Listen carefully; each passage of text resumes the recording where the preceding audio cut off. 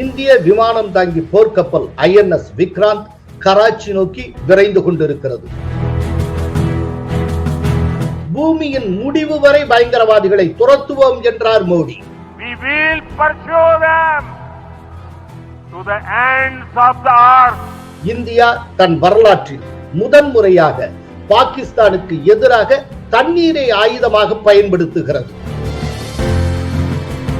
கார்கிலுக்கு பிறகு ஒரு போரை நாம் காணப்போகிறோம். கோலஹலாஸ் டிவி யூடியூப் சேனல், இது வாய்மையின் எக்காலம். வணக்கம் நண்பர்களே. ஒரு சில நாட்களிலேயே போர் வெடிக்கும் போல தெரிகிறது. போருக்கான ஆயத்தத்தில் இந்தியாவும் பாகிஸ்தானும் தீவிரமாக ஈடுபட்டு வருகின்றன. இந்திய விமானம் தாங்கி போர்க்கப்பல் INS விக்ராந்த் கராச்சி நோக்கி விரைந்து கொண்டிருக்கிறது.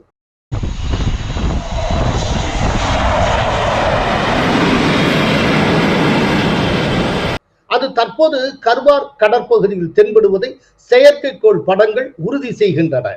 குஜராத் கடல் பகுதியில் முகாமிட்டிருக்கும் இந்திய கடற்படையின் INS சூரத் போர்க்கப்பலில் இருந்து நேற்று நடுத்தர ஏவுகணை சோதனை நடத்தப்பட்டது. போர்க்கப்பலில் இருந்து சீறி பாய்ந்த ஏவுகணை நிர்ணயிக்கப்பட்ட இலக்கை வெற்றிகரமாக தாக்கி அழித்தது என்று கடற்படை தெரிவித்திருக்கிறது.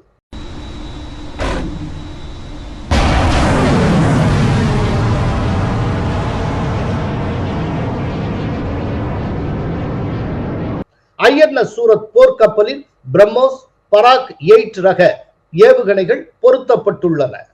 இந்தியா ரஷ்யாவின் கூட்டு தயாரிப்பான பிரம்மோஸ் ஏவுகணையை உக்ரைன் போரில் ரஷ்ய ராணுவம் அதிக அளவில் பயன்படுத்தி வருகிறது.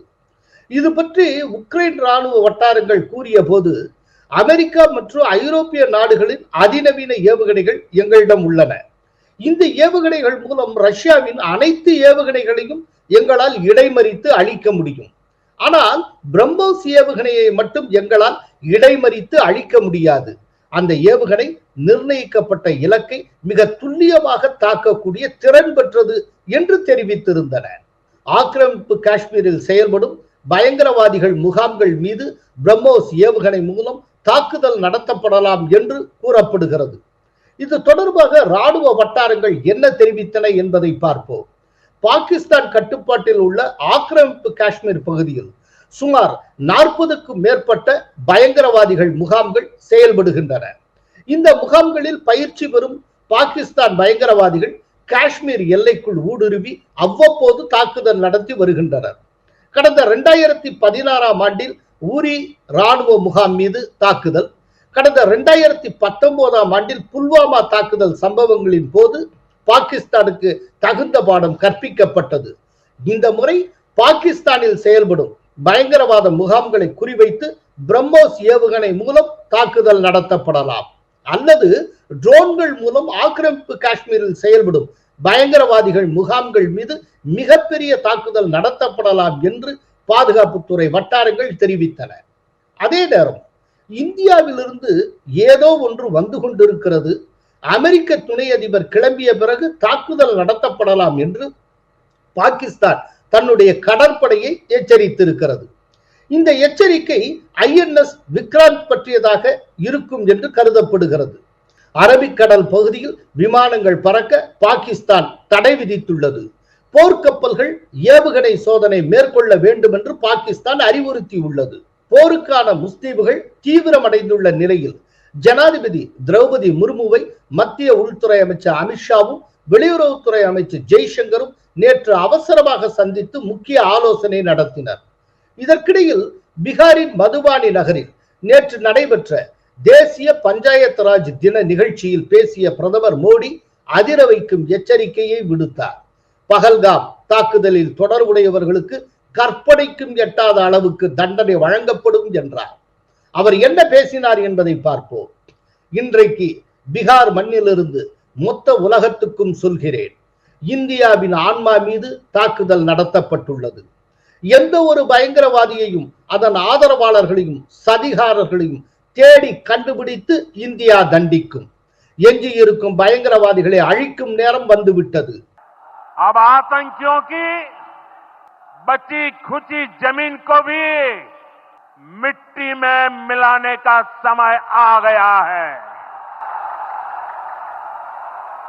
கற்பனைக்கும் எட்டாத அளவுக்கு அவர்களுக்கு தண்டனை வழங்கப்படும்.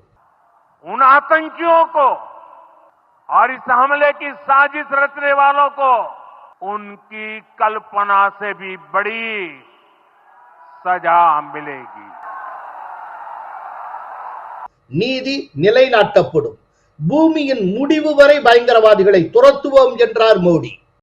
Friends, today from the soil of Bihar, I say to the whole world, India will identify, track and punish every terrorist. We will pursue them to the ends of the earth. அவர் மேலும் என்ன கூறினார் என்பதை பார்ப்போம். கடந்த 22ஆம் தேதி ஜம்மு காஷ்மீரின் பஹல்காமில் பயங்கரவாதிகள் நடத்திய தாக்குதலில் அப்பாவி சுற்றுலா பயணிகள் சுட்டுக் கொல்லப்பட்டனர்.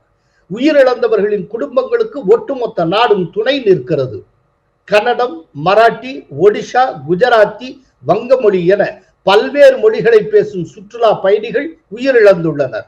கார்கில் முதல் கன்னியாகுமரி வரை மக்கள் துயரத்தில் மூழ்கி உள்ளனர். 140 கோடி இந்தியர்களின் மன வலிமை பயங்கரவாதத்தின் முதுகெலும்பை முறிக்கும்.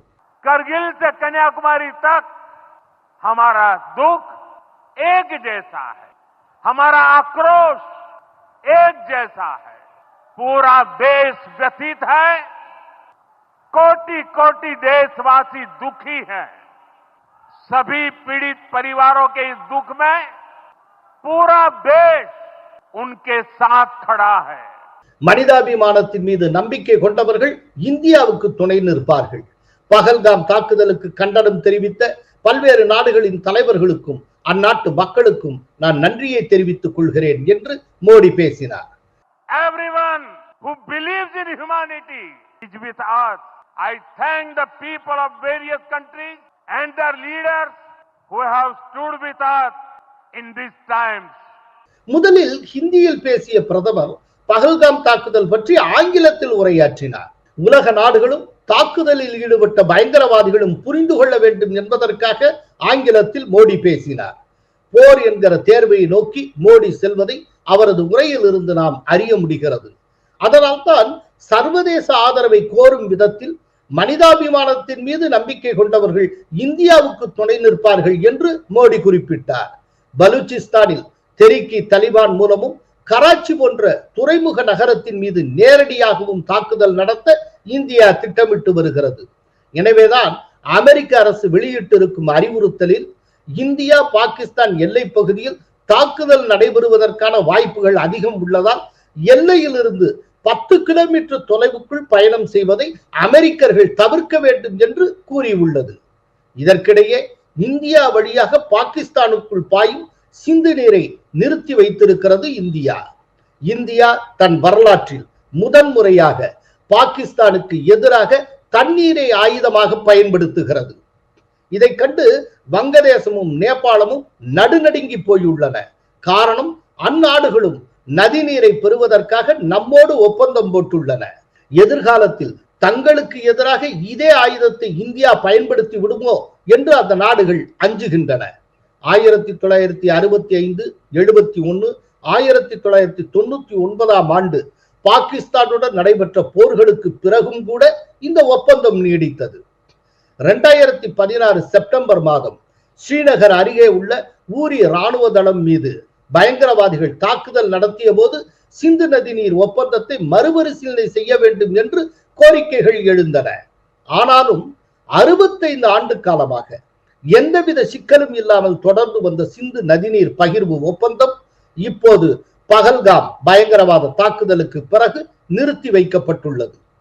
இனி சிந்து நதிநீர் ஒப்பந்தத்தை பற்றி பார்ப்போம். இந்தியா பாகிஸ்தானுக்கு இடையே 1960 செப்டம்பர் 19ஆம் தேதி சிந்து நதிநீர் பகிர்வு ஒப்பந்தம் கையெழுத்தானது. உலக வங்கியின் முழு முயற்சியால் இந்த ஒப்பந்தம் மேற்கொள்ளப்பட்டது. சிந்து நதி ஒப்பந்தம் என்பது இந்தியாவுக்குள் பாயும் 3 நதிகளான ராவி, பியாஸ், சட்லஜ் மற்றும் அவற்றின் துணை நதிகளையும், பாகிஸ்தானுக்குள் பாயும் 3 நதிகளான சிந்து, ஜீலம், செனாப் மற்றும் அவற்றின் துணை நதிகளையும் உள்ளடக்கிய ஒப்பந்தமாகும். இந்த ஒப்பந்தத்தின்படி சிந்து நதி நீர்வளத்தில் 20% இந்தியாவின் கட்டுப்பாட்டில் உள்ளது.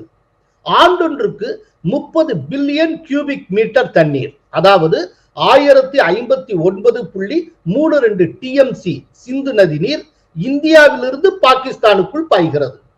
சிந்து நதி நீர் ஒப்பந்தத்திலிருந்து இந்தியா வெளியேறிவிட்டதால் அதன் கீழ் நிர்வகிக்கப்பட்ட மேற்கு நதிகளான சிந்து, ஜீலம் மற்றும் செனாப் நதிகளிலிருந்து பாகிஸ்தானுக்கு போகும் நீரை இந்தியா நிறுத்த வாய்ப்பு ஏற்பட்டுள்ளது. பாகிஸ்தானின் 4 மாகாணங்களில் 2 மாகாணங்கள் சிந்து நதியை நம்பியே உள்ளன. பாகிஸ்தானின் நீர்ப்பாசன தேவையில் 93% தண்ணீர் சிந்து நதி ஒப்பந்தத்தின் மூலம் கிடைக்கிறது. சிந்து நதி படுகையில் தான் 61% பாகிஸ்தானியர்கள் வாழ்கிறார்கள். பாகிஸ்தானின் உள்நாட்டு உற்பத்தியில் விவசாயம் தான் 22.7% பங்களிப்பை வழங்குகிறது. 37.4% பேருக்கு இதுதான் வேலை வாய்ப்பு அளிக்கிறது. சிந்து நதிதான் பாகிஸ்தானின் 90% உணவு பயிர்களுக்கு நீர் ஆதாரமாக உள்ளது. அதன் மூலம்தான் 2022ஆம் ஆண்டு அரிசி, கோதுமை, பருத்தி ஆகியவற்றை உற்பத்தி செய்து 4.8 பில்லியன் அமெரிக்க டாலர் அளவுக்கு ஏற்றுமதி செய்தது பாகிஸ்தான். தற்போது விதைப்பு பணிகள் நடைபெற்று வரும் நேரத்தில் இந்தியா எடுத்துள்ள முடிவு பாகிஸ்தானுக்கு பெரும் சிக்கலை ஏற்படுத்தியுள்ளது.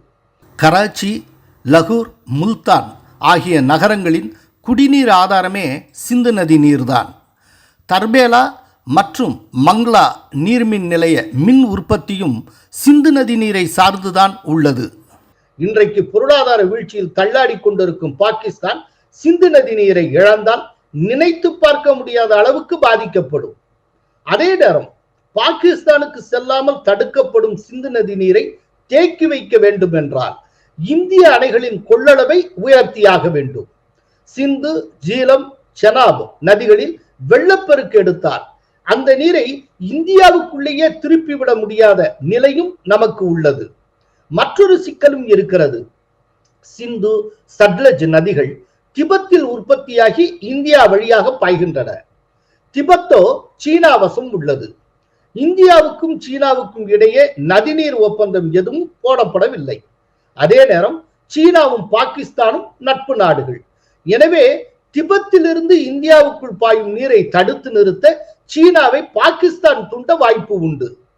இதற்கிடையே சிந்து நதி நீர் நிறுத்தப்பட்டதை தொடர்ந்து பாகிஸ்தான் பிரதமர் ஷாபாஸ் ஷெரீப் தலைமையில் தேசிய பாதுகாப்பு குழு கூட்டம் அந்நாட்டு தலைநகர் இஸ்லாமாபாத்தில் நேற்று நடைபெற்றது. அதில் முக்கிய அமைச்சர்கள், முப்படை தளபதிகள் பங்கேற்றனர். அந்த கூட்டத்தில் 5 முக்கிய முடிவுகள் எடுக்கப்பட்டன. அந்த முடிவுகளை பற்றி பார்ப்போம்.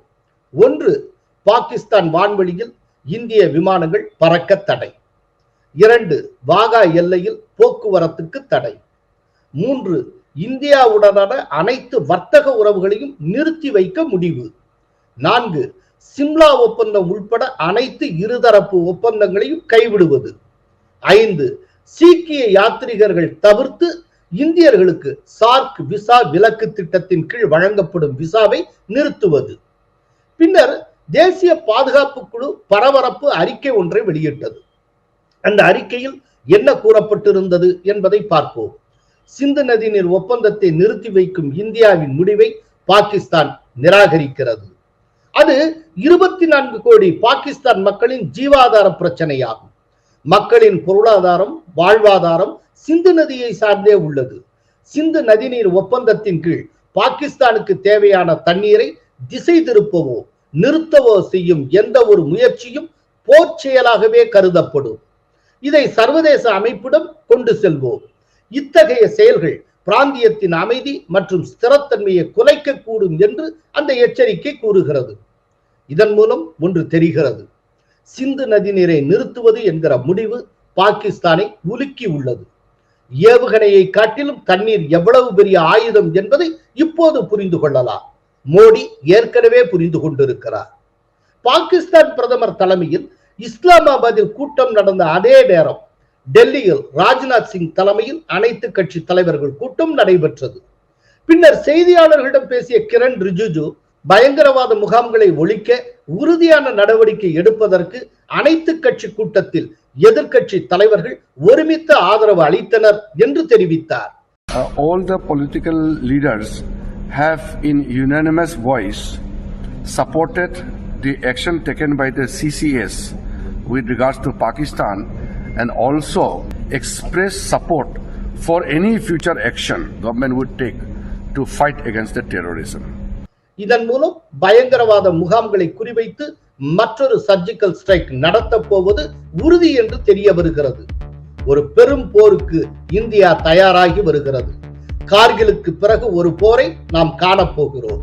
நன்றி, வணக்கம். கோலஹலாஸ் டிவி யூடியூப் சேனல், இது வாய்மையின் எக்காலம்.